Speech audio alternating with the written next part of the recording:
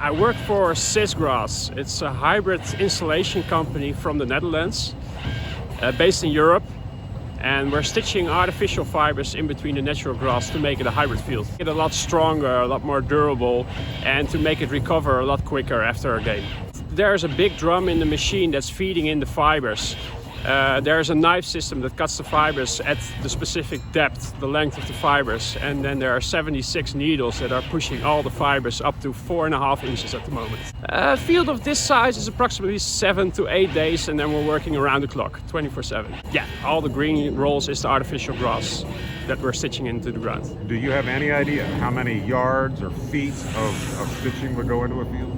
Ooh, a normal spool is around 4 miles, and a full field, let me think about it, it's about 800 spools of 4 miles go into a full field.